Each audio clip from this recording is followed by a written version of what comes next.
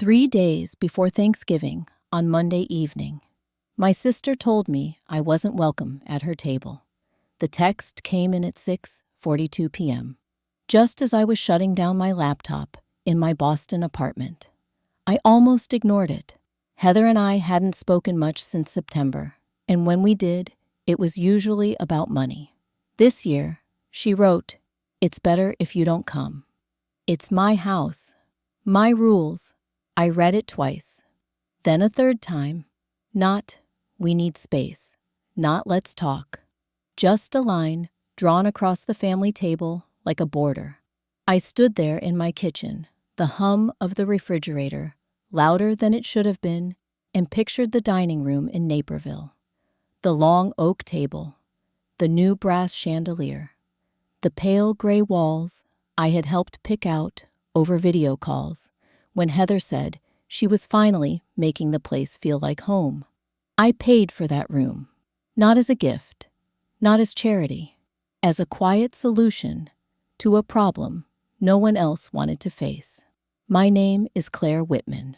I'm 31 years old, a financial consultant in Boston.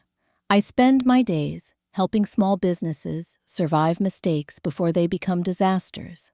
Numbers make sense to me. Paper trails tell the truth when people don't. Heather is 6 years older. She stayed in Illinois after our parents passed. Married Mark Dalton, a contractor, who talks big about legacy, but has never liked the word budget. They live in our parents' house on Lakeview Drive. Or, at least that's what everyone believes. It's my house, she'd written. I set my phone down and walked to my desk. The file was still there, exactly where I'd left it 2 years ago, in a folder labeled Lakeview. I hadn't opened it since the refinance closed. I clicked, warranty deed, grantee Lakeview Holdings, LLC. My company. 2 years earlier, the house had been 90 days from foreclosure. After Dad's medical bills and Mom's final hospital stay, there was nothing left but debt and a mortgage Heather and Mark couldn't carry. The bank had already posted notice. I wired the funds quietly, formed an LLC, purchased the property outright before the auction date. I let Heather believe she had saved the house with a last-minute refinance, because that story was easier for her to live with. We signed a month-to-month lease, $800 a month, enough to preserve pride, not enough to cover market rent. I never corrected her when she called it our family home, until tonight. My phone buzzed again. "You've changed, Claire," she wrote. "You don't understand what family means anymore." I looked back at the deed, black and white, my signature at the bottom. I understood family. I understood responsibility. I understood who signed what when the bank was ready to take the keys. Outside my window, a November wind rattled against the glass. In Naperville, 3 days from now, that table would be set without me. Heather thought she had erased me from Thanksgiving. What she had forgotten was whose name was printed on the paper that kept the house standing in the first place. The next morning, Tuesday, I woke up before my alarm. Boston was still dark, the kind of late November morning that presses in close to the windows. I made coffee and opened my laptop again, not because I needed to, but because numbers settle me. They always have. Lakeview Drive hadn't always felt like a battleground. It was just our parents' house. A 2-story colonial in Naperville, with a maple tree in the front yard, in a crack in the 3rd stair from the top. My father used to joke that he'd fix that stair next summer. He never did. After Dad's heart surgery and Mom's cancer treatments, the savings account thinned out quietly. Bills stacked up in a neat pile on the kitchen counter. Heather insisted things were manageable. Mark said business would pick up in spring. It didn't. When Mom passed, the mortgage was already 3 months behind. Heather showed me the notice taped discreetly inside a drawer instead of on the refrigerator. "We just need time," she said. The bank won't actually take it. Banks don't operate on hope. They operate on timelines. 90 days delinquent. Then the certified letter. Then the pre-foreclosure filing with DuPage County. I remember sitting at the same oak table Heather now calls hers, running amortization schedules on my laptop while she poured coffee and talked about repainting the guest room. Mark didn't look at the screen. "We'll refinance," he said. "It's our family home." But Heather's credit had taken hits after a failed boutique she tried to open. Mark's contracting income was uneven. The numbers didn't bend because we wanted them to. I didn't argue. I didn't lecture. I went back to Boston and spoke with a real estate attorney a colleague recommended. Quietly, without telling Heather the full scope of it, I formed Lakeview Holdings, LLC. It wasn't complicated. It was protective. The bank was willing to sell the property before auction at a negotiated payoff amount. I wired the funds, signed the closing documents electronically. The deed transferred to the LLC. On paper, the house stopped belonging to the Whitman estate and began belonging to a company no one in Naperville paid attention to. I drove out that weekend and sat across from Heather and Mark at the dining room table. I told them I'd helped restructure things, that we'd converted it into a rental arrangement for stability, $800 a month, month to month, no long-term commitment, enough to show responsibility, not enough to break them. Heather cried with relief. Mark clapped me on the shoulder and said, "See, family takes care of family." They signed the lease without reading every clause. I didn't push them to. The understanding, at least in my mind, was simple. I would protect the asset. They would protect the story. For 2 years, that story held. Heather hosted book club in the living room. Mark told neighbors he was finally back on track. A small wooden sign appeared by the entryway. Whitman Family Home. I never asked her to take it down. Now, sitting in my Boston kitchen, I opened the DuPage County Property Records site and confirmed what I already knew. Owner of record Lakeview Holdings, LLC. Outside, the sky began to lighten. Heather believed the house symbolized inheritance, legacy, belonging. To me, it symbolized responsibility, paperwork, consequence. 3 days from now, she would carve the turkey beneath a chandelier I paid for in a house she believed was hers. And she had just told me I didn't belong there. The wind rattled the glass again. Houses don't almost disappear by accident. People let them. And sometimes the person who keeps them standing is the easiest one to erase. By Wednesday afternoon, my sister had turned my absence into an announcement. I was in my office downtown, the kind of glass and carpet building where everyone speaks softly and pretends urgency is a virtue. I had a client call at 2. At 1:57, my phone lit up with a familiar group name I hadn't thought about in months. Whitman, Thanksgiving. Heather had revived the family group chat like it was a holiday tradition in itself. The little turkey emoji someone had added years ago was still there, cheerful and oblivious. Heather, final headcount time. Please RSVP by tonight so I can plan seating. Then, a minute later, as if she couldn't resist making it official, Heather. Also, just so everyone knows, Claire won't be joining us this year. We're keeping it small and peaceful. Small and peaceful. My name sat inside that sentence like a stain she'd blotted out. I stared at the screen longer than I should have. In my head, I could already hear the way she would say it, a loud, pleasant voice, a practiced smile, like she was managing a delicate social situation instead of cutting out her own sister. A new message popped in almost immediately. Aunt Linda. Oh, I didn't realize.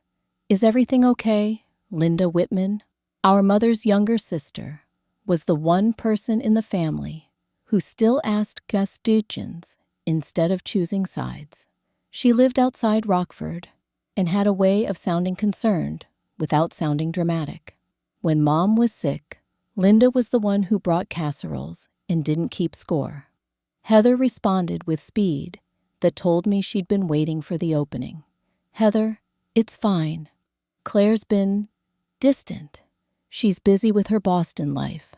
And honestly, I'm done walking on eggshells in my own house. My own house. There it was again. Not a slip, not an accident. A claim repeated until it became truth through sheer volume. Mark added a message of his own, which surprised me. He normally stayed out of family conversations, unless it involved praise. Mark, no hard feelings. Holidays should be about gratitude, not tension. Gratitude. I pressed my thumb against the edge of my phone case until it hurt. It wasn't anger yet. It was something colder, the feeling of being managed, reshaped into a story that suited someone else. I didn't reply. I couldn't trust myself to do it cleanly. Instead, I scrolled up through the thread. Old years, old jokes, photos of Dad holding a carving knife like it was a trophy. Mom's handwriting on recipe cards. Heather had always been the one staging the picture, arranging people where she wanted them. That was the pattern. Heather didn't argue. She curated. A few more relatives responded with the safe, neutral phrases people use when they don't want to get involved. Sorry you can't make it. Maybe next year. Family is family. And then a message from Aunt Linda that landed harder than the rest. Aunt Linda Claire, if you see this later, thank you again for helping. When things got tight after your mom passed, I never forgot that. I read it twice, my chest tightening. Helping. She hadn't said how. She hadn't said what. But she'd said it in front of everyone. A small, plain sentence that didn't accuse, didn't explain, just a fact, quietly set down where it could be picked up later. Heather didn't respond to Linda's message. Not with a heart, not with a thumbs up. The silence was immediate and telling. I set my phone face down on my desk and took a slow breath. Outside my office window, the city moved the way it always did. People walking with coffee cups, buses leaning into turns, the world not pausing for anyone's family drama. 3 days before Thanksgiving, my sister had decided I was the problem. And for the first time, I began to wonder if she believed her own story, or if she was trying to make everyone else believe it before the truth had a chance to speak. I drove to Naperville on Friday morning. Thanksgiving was the day before. The highways were still thick with return traffic families, heading home after the holiday. I had waited on purpose. I didn't want to walk into a house full of relatives. I wanted quiet. I wanted to see the place without an audience. Heather had texted late Wednesday night that I'd left a few boxes in the basement years ago and should come get anything I still wanted. The message was polite, almost generous. I knew what it was. An attempt to make my absence look practical instead of personal. The Lakeview Drive house looked the same from the outside. The maple tree was bare now, branches thin against a gray sky. The small wooden sign by the walkway still read, Whitman Family Home, in looping white letters. My family name. I stood there a moment before knocking. Mark opened the door. He seemed surprised, though I'd told Heather I'd be coming. He wore jeans and a sweatshirt, the casual uniform of a man who believed he belonged exactly where he was. Hey, he said, careful, like we were negotiating something fragile. Heather's upstairs. I stepped inside. The house smelled faintly of sage and roasted turkey, leftovers from yesterday's meal. Plates were stacked near the sink. The living room had been rearranged slightly silly. Furniture angled toward the fireplace like a staged photo. The dining room stopped me. The oak table had been polished. The brass chandelier glowed otilely in the late morning light. A new runner stretched down the center cream linen with embroidered leaves. I recognized it. I had ordered it online after Heather sent me a link months ago, saying it was too much right now. She had thanked me at the time, called me practical, said I always knew how to handle things. Now standing there, I felt something different. Not pride, not resentment exactly, just pressure building behind my ribs. Heather appeared at the top of the stairs, arms crossed loosely. "You came. I said I would." Her eyes swept over the room, then back to me. "I just want things to be calm," she said. "This is my home, Claire. I can't have tension here. My home." There it was again, but softer now. Less declaration, more rehearsal. "I'm not here for tension," I said. "Just the boxes." She nodded and gestured toward the basement door. As I walked past the dining room table, my hand brushed the back of one of the chairs. Solid wood, paid invoice, delivered to this address under my account. The basement was cooler. Cardboard boxes lined one wall, labeled in my mother's handwriting. Holiday decor, old tax returns, photo albums. I crouched to lift one and noticed something else on the shelf beside it. A framed copy of the house deed. Not the one I signed, an older version from when our parents were still alive. The kind people hang for nostalgia. Heather must have put it there recently. The date was visible. Our parents' names printed clean and official. A reminder of inheritance. I stared at it longer than I meant to. Upstairs, I heard Heather moving through the kitchen cabinets, opening and closing. Mark's voice low and indistinct. The house felt occupied, settled, claimed. For a moment, I imagined what it would look like if I said nothing forever. If I let the sign stay up. If I let the story harden into truth. $800 a month. No formal renewal. A lease written in plain language that neither of them had bothered to revisit. I carried one box up the stairs. Heather met me near the dining room. "We're just trying to move forward," she said. "You've been different since Boston.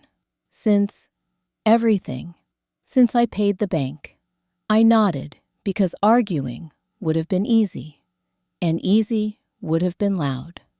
Instead, I glanced once more at the table set for a holiday that had excluded me, at the chandelier glowing above a house that almost wasn't here. Pressure doesn't announce itself.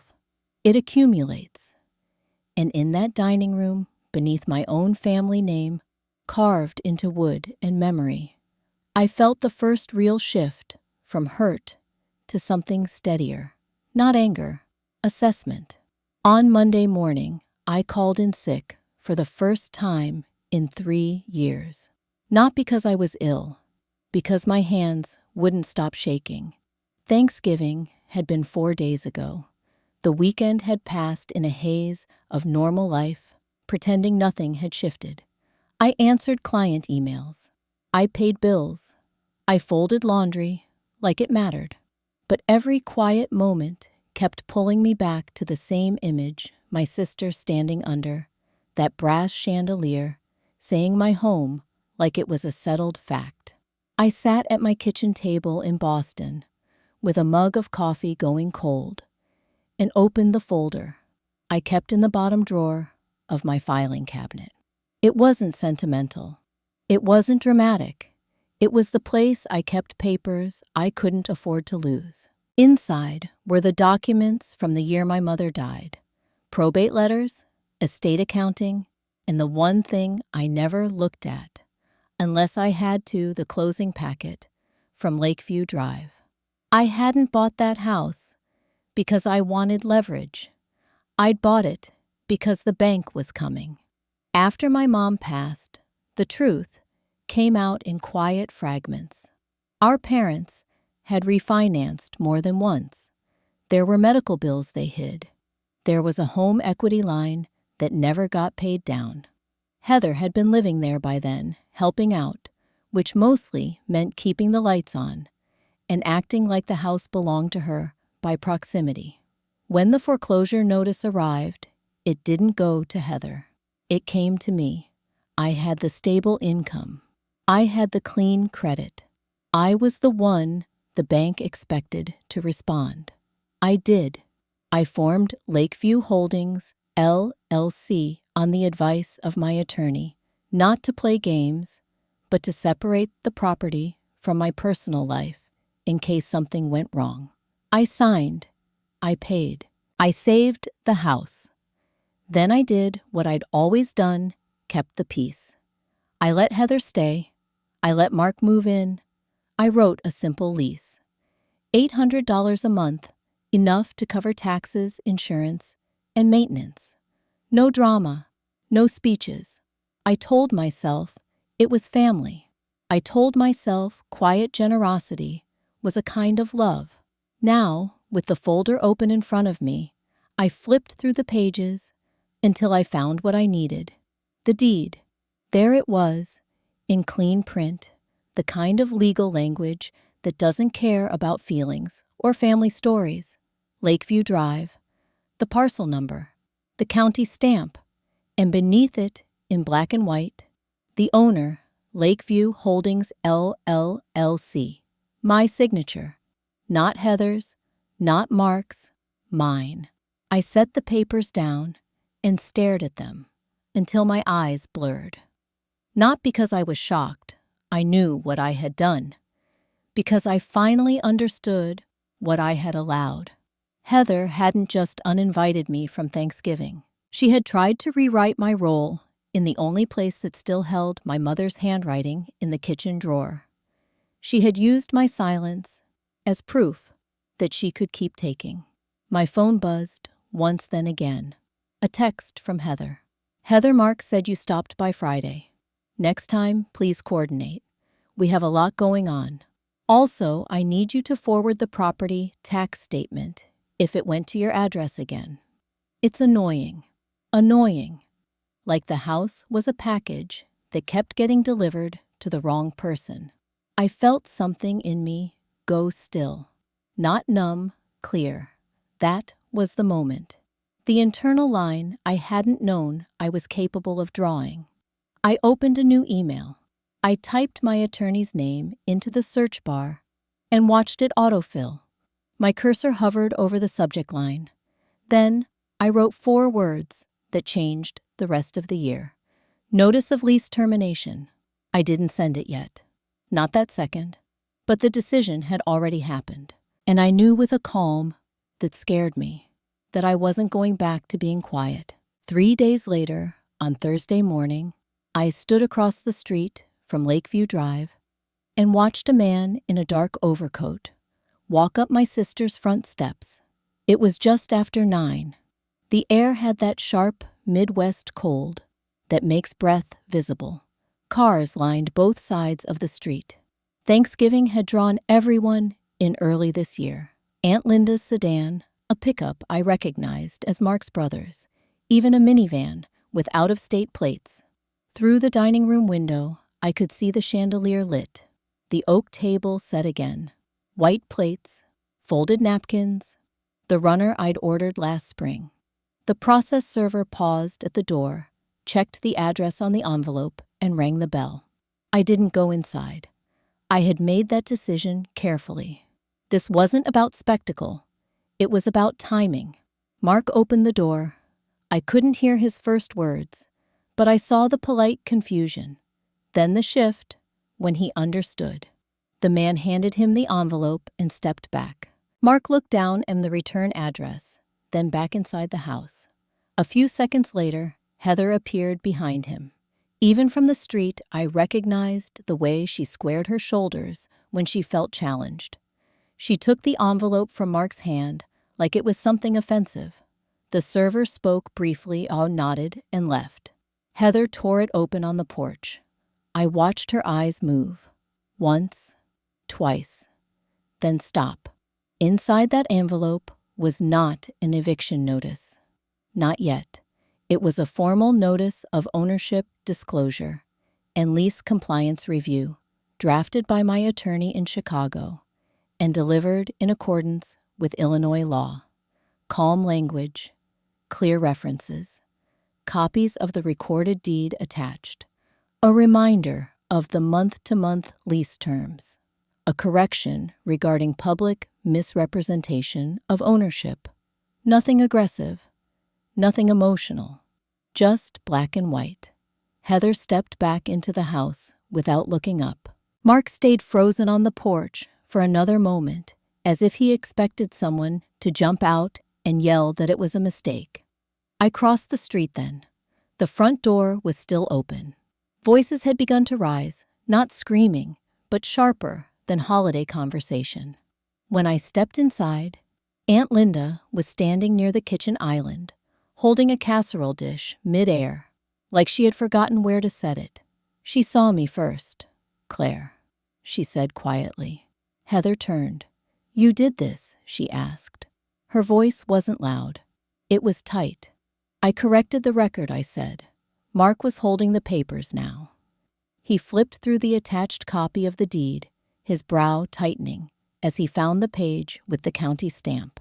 "This says, Lakeview Holdings, LLC owns the property," he said. "It does." Heather let out a short, incredulous laugh. "This is absurd. You helped with paperwork. That doesn't mean. It means the property transferred 2 years ago." I said steady.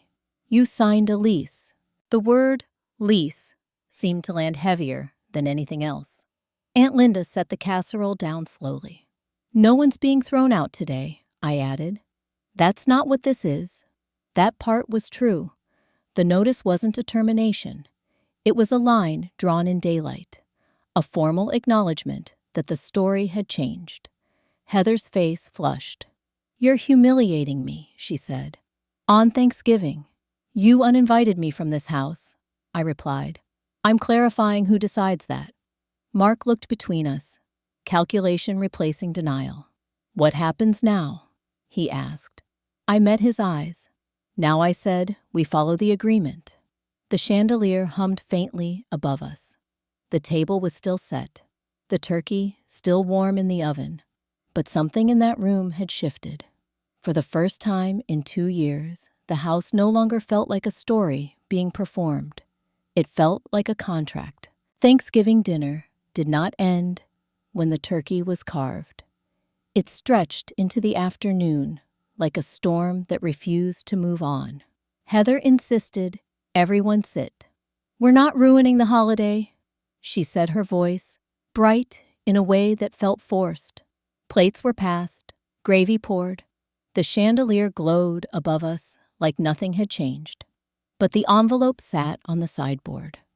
Mark had placed it there carefully, as if proximity to the food might make it less legal. I stayed. That surprised Heather more than the notice had.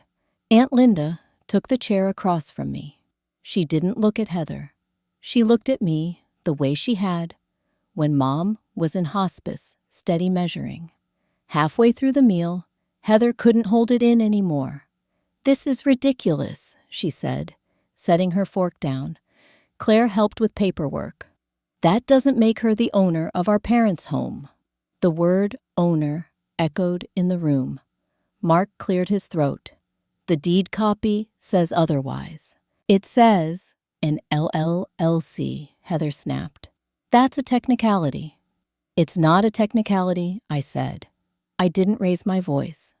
I didn't look at anyone but Heather. 2 years ago, the mortgage was 90 days delinquent. The bank filed pre-foreclosure. I purchased the property through Lakeview Holdings LLC. You signed a lease. $800 a month. Someone at the end of the table, Mark's brother, I think, shifted in his seat. Heather's face went pale. "You never said you owned it," she said. "I never said I didn't." That silence landed harder than anything else. Aunt Linda folded her hands. "Claire paid the bank," she said quietly. I remember her calling me that week. She was terrified the house would be auctioned. Heather looked at her, like she'd been betrayed. You knew, she asked. I knew someone stepped in, Linda replied. I didn't know the structure, but I knew it wasn't magic. Mark stood up abruptly and walked to the sideboard. He picked up the envelope again, flipping through the attached pages, as if hoping they would rearrange themselves into a different story. What does this mean now? He asked, not looking at Heather. It means the lease terms apply, I said. Month to month. Compliance with representation clauses. Payment due on the 1st. Heather let out a sharp laugh. So what? You're going to charge us rent? Like we're strangers. We signed an agreement. This is our family home. The sign outside seemed to glow in my mind. It was our parents' home, I said. It almost wasn't anyone's. The room had gone quiet enough that the hum of the refrigerator carried from the kitchen. Heather pushed her chair back. You're trying to embarrass me in front of everyone, she said. You always do this, make everything about control. That was new. For the first time, she wasn't denying the documents. She was reframing them. Mark turned to me. If this goes public, he said carefully, it affects us. Credit, reputation, the kids' school. You think people won't talk? There it was. Not denial, threat, the suggestion that I had more to lose than they did. I felt the weight of it settle. My business depended on discretion, on trust. A family dispute over property could be twisted into something ugly if someone tried hard enough. Heather saw the hesitation flicker across my face. You wouldn't actually do anything, she said softer now. You're not that cruel. Cruel? The word cut deeper than the uninvitation ever had.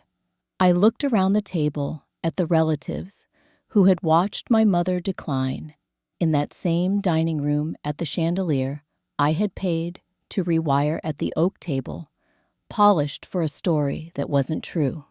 I'm not being cruel, I said. I'm being accurate. No one spoke after that. But the balance had shifted again. This wasn't just about ownership anymore. It was about whether I was willing to let them turn truth into something shameful. And for the first time since I sent the notice, I understood the risk. They might not fight the paper. They might fight me. The next morning, I woke up to 3 missed calls and a voicemail that sounded like a threat wrapped in a smile. It was Friday, November 27th, and the house was quiet. In that particular way, it gets the day after Thanksgiving. No clatter, no voices, just the faint smell of coffee and dish soap still hanging in the air. Heather's message was short. Call me today. We need to fix what you did, not what happened, not what she said, what I did. I sat at my kitchen table in Boston with my laptop open and the deed copy beside it, the same black and white page that had turned my stomach the night before. I replayed the moment Mark asked about reputation school credit, how quickly the conversation had shifted from truth to optics. That was my mistake. I had assumed facts would end it. But families like ours don't fight facts. They fight leverage. So I stopped thinking like a sister and started thinking like an owner. Before 9, I called my attorney, Denise Park. Denise wasn't dramatic. She was the kind of person who spoke in clean sentences and left silence where emotions wanted to argue. I explained what happened at dinner, the notice, the lease, Heather's new tone. Denise listened, then asked one question. Do you want them out, Claire? Or do you want them accountable? I stared at the deed. I want the house protected, I said. And I want the truth to hold. Then we do it in writing, Denise replied. And we do it the correct way. By mid-morning, she had a plan that felt like cold air after a smoky room. First, a formal letter to Heather and Mark, confirming ownership and reminding them they were tenants under a month-to-month lease with specific references to the clauses. They'd signed representation, non-disparagement, and default. Second, a rent ledger audit. Denise told me to pull every payment record from the property account, every transfer, every check image, every note written in a memo line. If they tried to tell the judge they didn't know, paper would show what they'd been paying and when. Third, we tightened the perimeter quietly. Denise advised me to move all property communications to a dedicated mailbox and email, and to stop responding to Heather by phone. No more hallway conversations, she said. No more family meetings. That's where they rewrite history.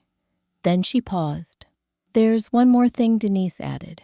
If they're threatening your reputation, we document it. We don't argue. We document. After the call, I did what she told me. I opened the account and pulled the records. The rent payments were there, consistent, almost proud in their regularity. $800 on the first, like clockwork. And then I saw something that made my hands go cold. 2 months back, the memo line on the payment wasn't rent. It was mortgage. I scrolled. There it was, again the next month, mortgage typed, like a quiet correction to reality. Not an accident. A narrative. I could already hear Heather saying it at a table full of relatives. We pay the mortgage. We've always paid the mortgage. She just helped with paperwork. I took a screenshot. Then another. Then I saved the originals into a folder labeled with the date. When my phone buzzed again, it wasn't Heather. It was Aunt Linda. I'm sorry, she said softly when I answered. But I thought you should know. Heather's calling people. She's telling them you're trying to take the house out from under her, and that you're unstable. Unstable. A word meant to make everything I owned sound like an accident.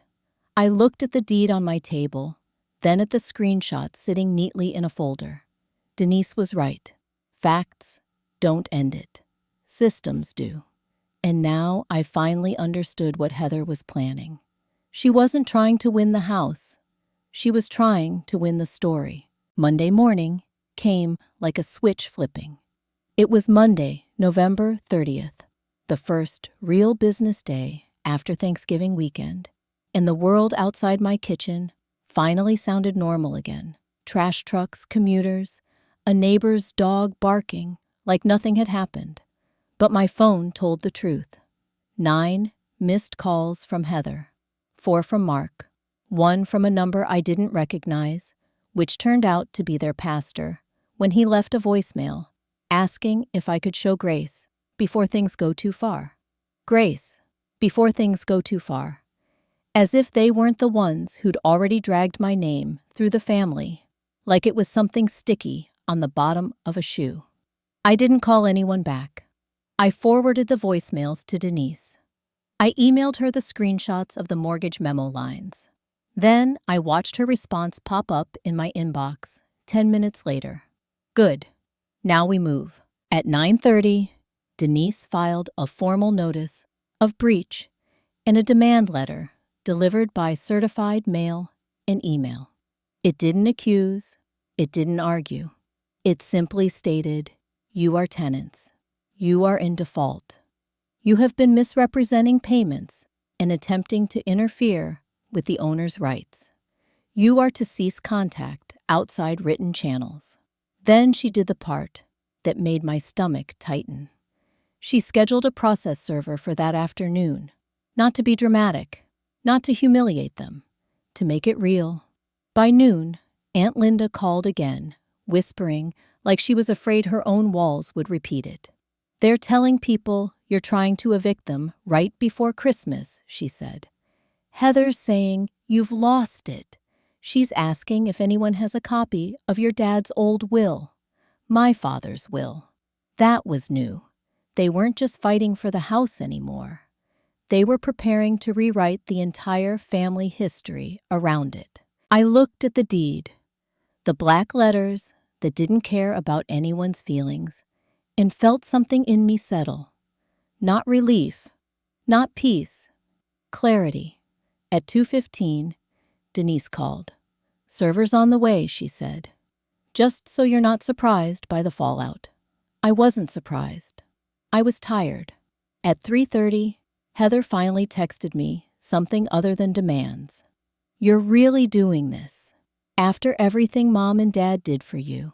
Then, 5 minutes later, Mark's job is on the line because of this. Our credit, our kids. "Are you proud of yourself?" I didn't respond, because the house wasn't punishing them. The house was simply refusing to be used as a prop in Heather's version of the story. At 4:47, Denise emailed me a photo from the process server, the envelope taped cleanly to their front door, time-stamped with the address visible. And underneath it, the message I hadn't expected to hit me the way it did: service complete. Adults present. Refused to sign. Refused to sign. They were right there standing inside a home they claimed was their house, refusing to acknowledge the only thing that mattered: ownership. 10 minutes later, Heather called again. I let it ring once, twice, 3 times. Then I picked up and pressed speaker because I wanted Denise's rule to hold. Written channels. Document everything. Heather's voice came through sharp and shaking. "You sent someone to my door like I'm a criminal," she said. "In front of my kids." I didn't raise my voice. "I sent paperwork," I replied. "You're the one who made it a scene." Silence. Then a sound, like Mark in the background, saying my name, as if he was trying to pull Heather back from the edge. Heather swallowed hard. "What do you want?" she asked, quieter now. I stared at my kitchen table, at the folder I'd labeled with dates at the plain truth, sitting there like a weight. "I want you to stop lying," I said. "And I want you to understand something you forgot." What? She snapped. "The house doesn't care who you invited to Thanksgiving," I told her. "It cares whose name is on it." I ended the call before she could turn it into another performance. And for the first time since that night at the dining room table, I felt the stakes crest. Not because I was winning, because they were finally running out of ways to pretend they weren't losing. The hearing was set for Tuesday, December 15th. Not a dramatic courtroom battle, not a scene from television, just a scheduled eviction and breach review in DuPage County Circuit Court after Heather and Mark stopped paying rent altogether on December 1st. They had made their choice. Denise had advised me to wait until the missed payment cleared the grace period. We followed the lease exactly. Notice, cure, period. No cure. On the morning of the hearing, I drove from the airport straight to the courthouse. The building was beige and unremarkable fluorescent lights humming in the hallway. People sat on hard benches holding folders that looked like mine. Heather and Mark were already there. Heather looked smaller than she had at Thanksgiving. Not physically, emotionally. Mark avoided my eyes. Their attorney, a young man with a tight jaw and an overstuffed briefcase, shuffled papers as if paper alone could create ownership. When our case was called, Denise stood first. She didn't speak loudly. She spoke clearly. Ownership was established through recorded deed, lease agreement signed by defendants, rent history documented. Breach occurred December 1st. Written notices provided. No payment rendered. Defendants refused service. The judge, a woman in her early 60s with silver hair, pulled back neatly, reviewed the documents in silence. Heather tried to speak out of turn once. "This is my family home," she said. "My sister is trying to take it from me." The judge looked at the deed. "Ma'am," she said calmly, "the court recognizes ownership by record. Emotional attachment is not a legal category." That was it. No yelling, no spectacle. Judgment for possession granted. 30 days to vacate or negotiate formal buyout terms at fair market value. 30 days. Heather went pale. Mark leaned forward and whispered something I couldn't hear. Their attorney closed his briefcase with the quiet snap of a man who knew the argument was over. Outside the courthouse, Heather stopped me.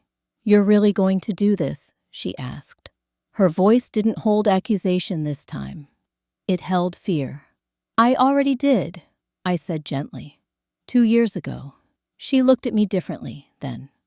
Not like a rival, not like a villain, like someone who had finally run out of alternate endings. "I thought you'd never push back," she admitted. I nodded. "I know. That was the truth that hurt the most. In the end, they didn't leave in chaos. They negotiated. Denise structured a short-term buyout option. They couldn't meet without full financial disclosure.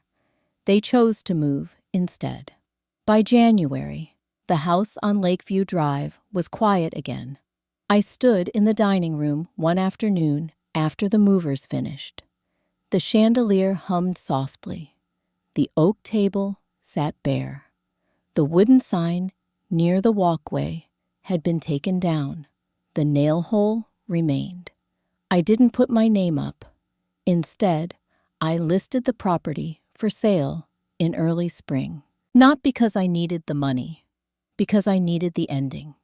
The house had been saved once from foreclosure. It didn't need to be saved from family again. When the closing documents were signed months later, I felt something unexpected. Not triumph, relief. Thanksgiving came again the following year. I hosted it in my own home. Smaller table, fewer chairs. Aunt Linda brought pie. No one argued about ownership. When I carved the turkey, I did it without asking permission. The house doesn't care who you invite to dinner, but you should care who you allow to stay in your life. If you've ever had to choose between keeping the peace and keeping your dignity, I'd love to hear your story. Share your thoughts below, and if this resonated with you, stay for the next story about family truth and the quiet ways justice finds its way home.